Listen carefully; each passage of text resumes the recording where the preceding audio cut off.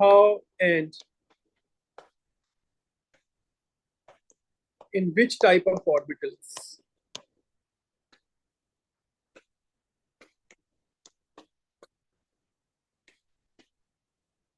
sigma can be formed. How and in which type of orbital sigma can be formed. अब हम देख रहे हैं making of sigma.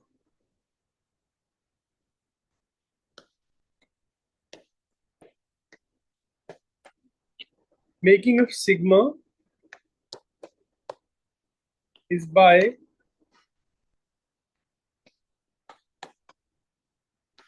linear end to end. I'll explain using those diagrams. Linear making of sigma is by linear end to end straight overlap of S plus S, S plus P, and P plus P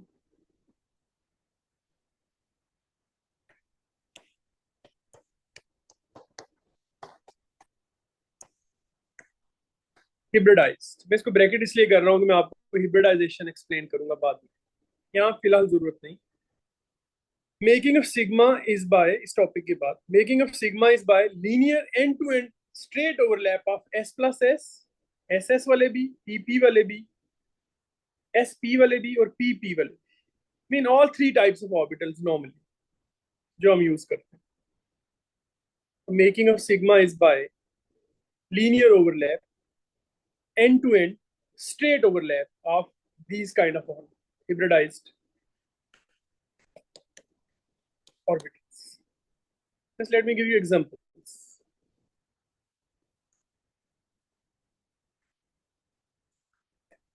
Like hydrogen का sigma है.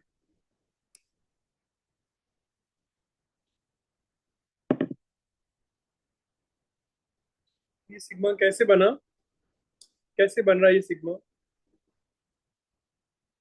देखिए हम formation अगर show करने को कहेगा हम ऐसे करेंगे. ये हाइड्रोजन एटम ए है, इट हैज 1s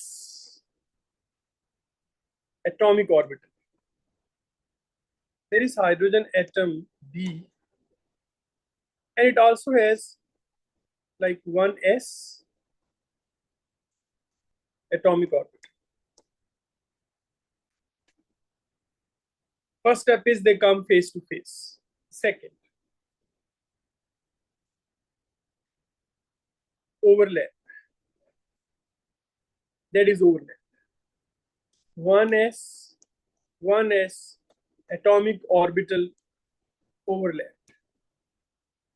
अब ये वो स्टेज है क्लास जब आप ओ लेवल्स में यहाँ पे आप बात छोड़ देते थे. और मैंने स्टार्ट में अभी तक यहीं पे एक बात बताई कि these two are the nuclei and this one is the shared electronic cloud. And bond is an attractive force between nuclei and the electronic cloud. Since both nuclei are attracting the same electronic cloud, they are locked for life. Covalent bond. But 1s atomic orbital overlap के बाद story कुछ और आती है. That is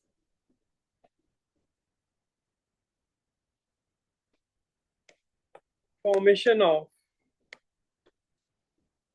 molecular orbital MO. वो कैसे? इस stage पे ये रुकते नहीं है. हम ओ लेवल्स तक यहीं रोक लेते हैं, आज से पहले यहीं तक रोका. No, they have this internuclear axis. Distance between the two nuclei which are joining is internuclear axis. Measure of the internuclear axis is called bond length. Shorter the bond length, stronger the bond. यहाँ पे रोक लिया था हमने. लेकिन इसके बाद एक स्टोरी होती है कि ऐसा होता है कि ये दोनों एटॉमिक ऑर्बिटल्स एक दूसरे में मर्ज कर जाते हैं. Formation of molecular orbital, both produce a molecular orbital like this. Nuclei take a safer distance, internal walls गिरा देते हैं सारा area, and distance between them, this is the internuclear axis, and we need to assume that electronic cloud is spread uniformly along the internuclear axis. हम इस तरह show करते हैं, ये जो मैं शो कर रहा हूँ, that is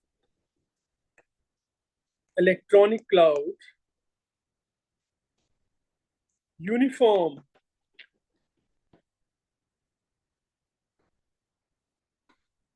along the length of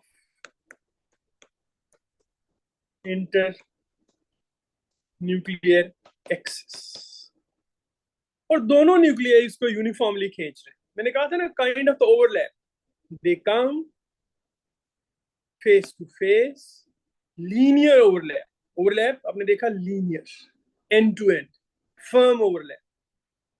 And after that overlap, these atomic orbitals, they actually break up the walls in between and they actually turn into a molecular orbital, making a same common area, जिसमें कि वो दोनों अब बन गए. तो हम इसको क्या दिखा रहे हैं कि this is 1s2 molecular orbital of H2.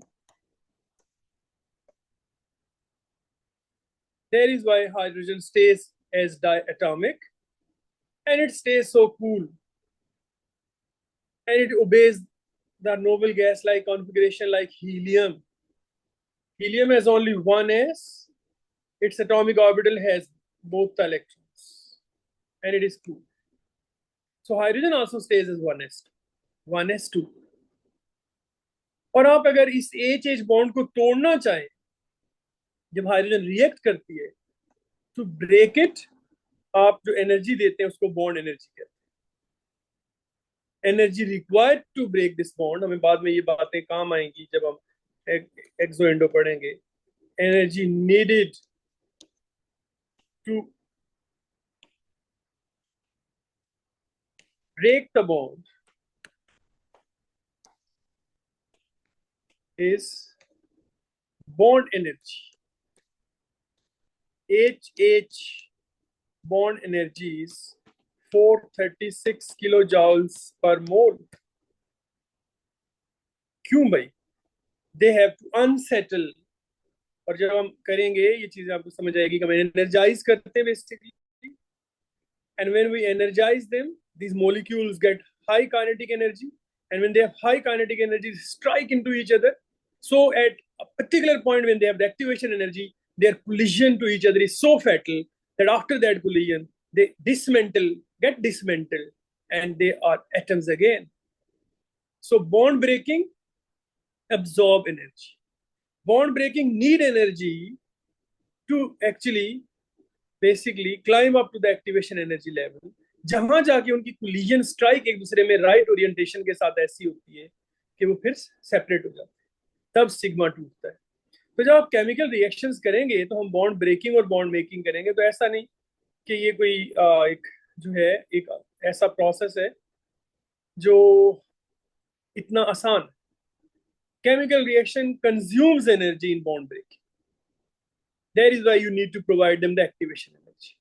And that particular energy is basically needed to break those bonds, those sigmas and pi's.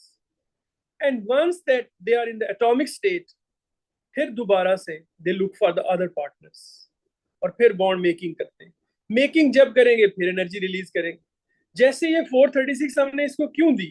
Because जब इन्होंने एक दूसरे को अप्रोच किया और इलेक्ट्रोस्टैटिकली दो न्यूक्लियाई ने एक दूसरे को रिपेल किया और एक सूटेबल डिस्टेंस के ऊपर उनका एग्रीमेंट हुआ, when the electrostatic force between nuclei in the shared electronic cloud ज्यादा होगी as compared to the repulsive forces, उस डोमेन के अंदर जो जो रिलीज की उन्होंने एनर्जी, बिकॉज अगर एनर्जी रिलीज ना करते तो उनकी काइनेटिक एनर्जी इतनी ज्यादा होती कि वो एक जगह पे स्पॉट ऑन ना होते और एज ए रिजल्ट जो है उनका बॉन्ड ना बनता.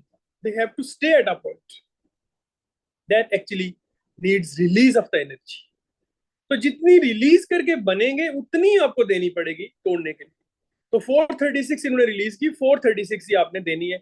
इसीलिए आप बॉन्ड ब्रेकिंग की जब आपसे कोई कहेगा what the bond energy means, तो आप कहेंगे जी bond energy is the amount of energy needed to break the bond और amount of energy release when that particular bond is made. तो ये कॉन्सेप्ट हमारे पास AS और A2 दोनों में चलेंगे। आपको पता है जब बॉन्ड का जिक्र आएगा तो आपके जहन में आ जाना चाहिए हाउ दो atoms are lined up, aligned up, overlapped, lost, barriers broken, and actually a new molecular orbital is being established. And now they are enjoying a cool life. Electronic clouds spread uniformly along the internuclear axis, and both the nuclei are amicably, आसानी से उस electronic cloud को खींच रहे हैं। तो ये एक सिंपल एग्जांपल है SS बॉन्ड की। कौन सा? हाइड्रोजन वाला। अब SP की अगर कोई जहन में लेके आते हैं, SP सिग्मा बॉन्ड, कुछ भी आ सकता है, like HCl, HF, HI। Suppose HF अगर हम ले, अब जानते हैं हाइड्रोजन का 1 इलेक्ट्रॉन, क्लोरीन का 7 इलेक्ट्रॉन। आसान है दो लेवल्स वाली बात करना ऐसे, and then they are moving here and there and both are happy. लेकिन यहाँ पे भी ये आसानी है, रादर ज्यादा एक्सप्लेनेटरी है, जब आप ये बताते हैं कि hydrogen atom A got in 1s, okay, normally with 1 electron, हम शो नहीं करते यहाँ, nuclear inside, that is 1s, and this is what? Atomic orbital है इसका। और जो फ्लोरीन है on the other hand, fluorine, it has 1s2, atomic number 9 है, 2s2, 2px, 2py, 2pz। 2px में भी दो हैं, 2py में भी दो हैं, बट 2pz हैज ओनली 1। तो इट मीन ये जो ओवरलैप हुआ होगा ये किन के बीच होता है? This overlap is between atomic orbital 1s and atomic orbital pz, 2pz of f। कभी एमसीक्यू में आए फिर भी ना आपका एक्सरे पूरा, आपको पता है यार क्या आंसर देना है, एमसीक्यू टफ है एएस के। सो इट मीन जब हम इसका शो करेंगे तो ऐसे ही शो करेंगे, s atomic orbital of hydrogen and p atomic orbital of pz of what? of fluorine। अब देखिए मैंने pz शो कैसे किया, हालांकि p ऑर्बिटल में दोनों लोब्स इक्वल होते हैं, लेकिन जब ये भाई बॉन्डिंग के लिए आता है तो अपने एक लोब को छोटा कर लेता है तो दूसरे लोब को बड़ा। इस तरह की बात को हिब्रिडाइजेशन कहते हैं, हिब्रिडाइज्ड, हाइब्रिड मोड। हिब्रिडाइजेशन में आपको डिटेल में एक्सप्लेन करूंगा, लेकिन ये उसका एक सिंपल सी बात। So once they approach each other, then they approach, face to face है ये, approach, and then linearly they overlap, that is linear overlap. तो इसको मैं क्या लिखूं? Atomic orbital s plus p overlap, fine हो गया, s प्लस pz। और आपको पता है यहां गेम खत्म नहीं होती, कहां जाके रुकेगी? Making of, formation of sp molecular orbital, MO, और वो आप ऐसे शो करें लाइक दिस। हाँ, क्योंकि इसका एक पी था तो एक छोटा सा लोब दिखाता है एग्जामिनर के इस साइड पे, इसका मतलब चला ये पी की तरफ से आया था, ये एस वाला। Okay, then there is an internuclear axis, an electronic cloud वैसे ही शो करता है। When electronic cloud is uniform along the internuclear axis, this shows that p bond is very, sigma bond is very strong. When electronic cloud is shown like this, uniform along the internuclear axis, it means sigma bond is strong, much stronger than pi bond, because both the nuclei are attracting the same electronic cloud. Nuclear show करने की जरूरत नहीं होती, कर भी दे तो कुछ नहीं। So sp molecular orbital, there is basically HF sigma bond, HF sigma, sp sigma। और एक जो है, आपकी बुक ने ज्यादा अच्छा एक्सप्लेन किया होगा, और एक जो है that is p plus p overlap. होते तो कई तरह के ओवरलैप हैं, लेकिन जाके आप BS में अगर आपने केमिस्ट्री रखी यूनिवर्सिटी में तो फिर आप देखेंगे कि कहाँ से बात कहाँ पहुंचती है, तब आपको लगेगा वो क्या पढ़ा था। p प्लस p ओवरलैप, तो p प्लस p ओवरलैप जो है, there is example can be like Cl2, F2। आप जानते हैं कि इनकी कॉन्फ़िगरेशन क्या होती है? लाइक क्लोरीन जो है, अगर मैं Cl2 का शो करूं, तो हम जानते हैं क्लोरीन 1s2, क्लोरीन 17 है, 1s2, 2s2, 2p6। Third shell कहां से शुरू होता है? 3s2, 3p5। तो जब कोई और बॉन्ड करने को नहीं होता, तो जैसे हाइड्रोजन ने अपनी 1s को बुलाया था, ये pz जो है इसका, pz, अब जानते हैं कि जब p में 5 हो तो क्या कंपोजिशन होती है? 2 2 1। तो ये जो pz है, ये दो आपस में आते होंगे तो pp ओवरलैप होता है। तो it mean both the p orbitals when they approach each other, they have one lobe bigger, one lobe short. Second step, they overlap. Overlap में देखिए मैं दोनों छोटे लोब्स भी दिखा रहा हूँ। This is pz, pz, aos overlap. And once after this overlap, the next step is they are lost into a new domain. छोटे छोटे से लोब दिखा रहा हूं ताकि पता चले पी से आए हैं। The internuclear axis, an electronic cloud is uniform along the internuclear axis.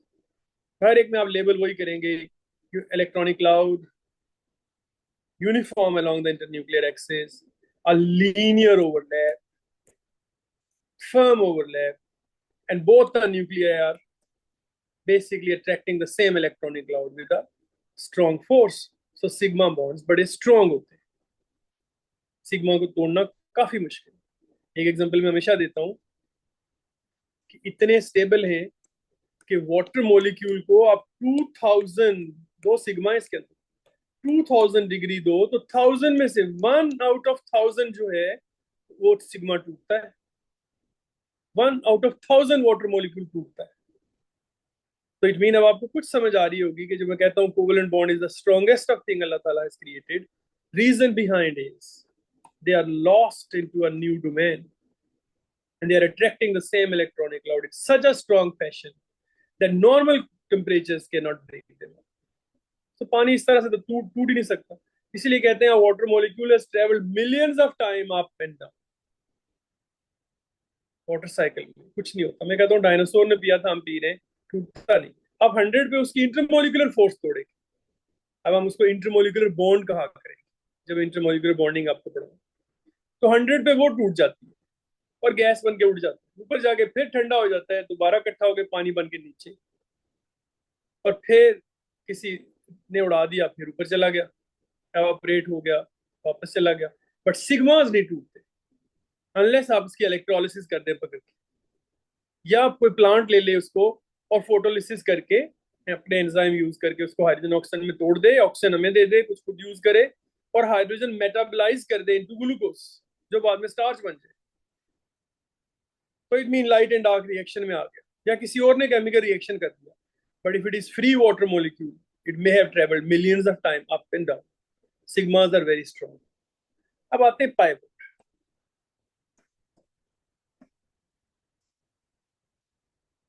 Pi bond it is formed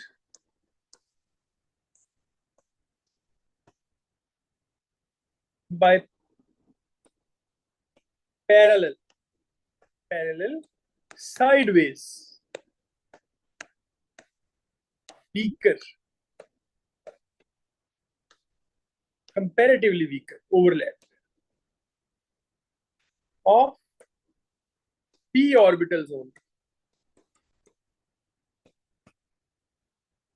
It is formed by parallel sideways weaker overlap of p orbitals only. और ब्रैकेट में मैं लिख रहा हूं अनहिब्रिडाइज्ड।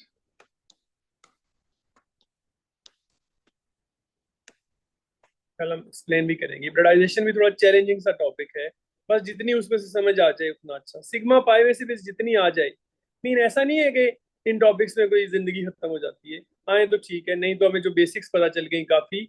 Reason सारे theoretical hypothetical ideas हैं। So it may not be that think कि हमें सूरत परेशान, नो, बस एनफ। आगे चलते जाते हैं। प्रैक्टिकलिटी में बहुत कम यूज होती है चीजें, जितना आ गया इतना अच्छा। तो मैंने क्या कहा, pi bond is form by parallel sideways weaker overlap of p orbitals, unhybridized. तो हिब्रिडाइज भी नहीं होते, अपने लोब्स को एडजस्ट भी नहीं करते। तो फॉर एग्जाम्पल हमारे पास कितने कार्बन डबल बॉन्ड कार्बन है, कार्बन ट्रिपल बॉन्ड कार्बन है, ऑक्सीजन डबल बॉन्ड ऑक्सीजन है, एंड सो मेनी अदर्स है। उनमें से एक कोई पाई होगा, और जो पाई होता है उसका अगर मैं आपको मेकिंग दिखाऊं, मेकिंग, तो वो कैसे होती है? पी ऑर्बिटल्स, ये क्या है जी? Atomic orbitals, atomic orbitals, piece, face to face. Second step, second step क्या है? ओवरलैप। अब देखिए sideways overlap, sideways, parallel, weak, weaker overlap, इतना कोई फर्म नहीं। और उन्होंने अपने लोब्स भी एडजस्ट नहीं किए, एक बड़ा एक छोटा लोब नहीं किया। अच्छा, उसके बाद क्या होता है? जब मोलिकुलर ऑर्बिटल बनता है तो ऐसे बनता है, ये इंटरन्यूक्लियर एक्सिस। अब जब लोब एडजस्ट नहीं किए तो इलेक्ट्रॉनिक क्लाउड ऊपर भी रहता है और नीचे भी रहता है। तो हम इस तरह शो करते हैं, एक क्लाउड ऊपर दिखा दिया, एक क्लाउड नीचे दिखा दिया। बेसिकली इलेक्ट्रॉनिक क्लाउड ऊपर नीचे जा रहा होता है, ऊपर भी जा रहा होता है, नीचे भी जा रहा है। तो हम एक क्लाउड ऊपर दिखाते हैं, उसको ऐसे नहीं कर सकते नीचे उसी टाइम पे दिखा दें, कुछ तो नहीं कर सकते ना, कोई एनिमेशन है। तो ये दो न्यूक्लियाई जो है वो इलेक्ट्रॉनिक क्लाउड को खींच रहे हैं। अब इलेक्ट्रॉनिक क्लाउड क्योंकि ऊपर नीचे मूव कर रहा है, अप एंड डाउन मूव कर रहा है क्लास, तो इतना ज्यादा फर्मली अट्रैक्ट नहीं होता, इसलिए पाई बॉन्ड इज वीकर। अब ये इतनी इंपॉर्टेंट बात है, जब हम आगे केमिकल रिएक्शंस करेंगे ऑर्गेनिक केमिस्ट्री में, तो आप देखेंगे हर बार पाई बॉन्ड जो होगा वो टूटेगा। पाई बॉन्ड जो होगा वो किसी के अंदर डायपोल इंड्यूस कर देगा। पाई बॉन्ड जो होगा वो किसी के इलेक्ट्रॉनिक क्लाउड को डिस्टर्ब कर देगा। पाई बॉन्ड जो होगा वो किसी पॉजिटिव चार्ज पे अटैक कर लेगा। पाई इलेक्ट्रॉनिक क्लाउड बेसिकली। तो उस वक्त आपको ये बैकग्राउंड नॉलेज पता होगा, इलेक्ट्रॉन्स जो हैं, जो दो इलेक्ट्रॉन्स हैं, एक एक ऑर्बिटल का और एक दूसरे ऑर्बिटल का, ये जो ऐसे मूव कर रहे हैं, since they are not locked up in their domain so firmly, तो किसी जगह पे भी कोई पॉजिटिव चार्ज स्पीशी होगी जिसको हम इलेक्ट्रोफाइल कहा करेंगे, तो ये धूम जाके उस पर अटैक करेगा, उसको अपने साथ मिला ले, और कई दफा ये क्रिएट ज्यादा इलेक्ट्रोफाइल खुद करवाएगा। इसलिए जो डबल बॉन्ड वाली स्पीशीज होंगी वो ज्यादा रिएक्टिव होगी। आपको पता है कि हमने एल्केन पढ़ा था ओ लेवल्स में, तो alkanes were not that reactive, उन्होंने सिर्फ फ्री रेडिकल सब्स्टिट्यूशन शो किया था या कंबस्शन। एल्कीन्स में वैरायटी ऑफ रिएक्शन हुए थे। हमारी प्लास्टिक पॉलीमर मेकिंग भी इसी बात पे डिपेंड करती है, सिग्मा पाई में से पाई टूटता है और फिर बीच में आ जाता है। तो इट मीन पाई बॉन्ड जो वीकर बॉन्ड है, इसका एडवांटेज क्या? एडवांटेज है कि एक रूम खुल जाता है नए से नए केमिकल रिएक्शंस के लिए। तो I said pi bond is formed, pi bond is formed between p orbitals only, unhybridized, out of sigma and pi double bond में एक सिग्मा एक पाई होता है। और मेकिंग ऑफ अ पाई अगर आप देखेंगे तो आप बिल्कुल इसी तरह शो करेंगे कि to p orbitals facing each other, overlapping sideways, and then when the molecular orbital is formed, this pi electronic load is either above or below. So not that attracted strongly, that leave a room for its weakness and its further attack on other things. So sigma and pi दो तरह के covalent bonds, जहां पे भी covalent bonds हैं, अगर सारे sigma हो, सॉरी सारे सिंगल हो, जैसे ये मैंने एथेन बनाई एल्केन, ऑल सिग्मा, सारे सिग्मा हैं, very strong they are, alkanes में कोई एडिशन रिएक्शन नहीं होता। जैसे मैंने वाटर बनाया, दोनों सिंगल है, सिग्मा है। लेकिन जहां पे भी, जिस जगह पे भी आप बेंजीन देखेंगे एट में जाके, स्पेशली जहां पे डबल बॉन्ड होगा, किसी साइक्लिक मॉलिक्यूल में हो या नॉन साइक्लिक मॉलिक्यूल में हो, one should be sigma and other is pi, and pi is nasty, this pi electronic cloud is vulnerable, और ये अटैक करेगा, रिएक्ट करेगा, एडिशन रिएक्शन शो करेगा।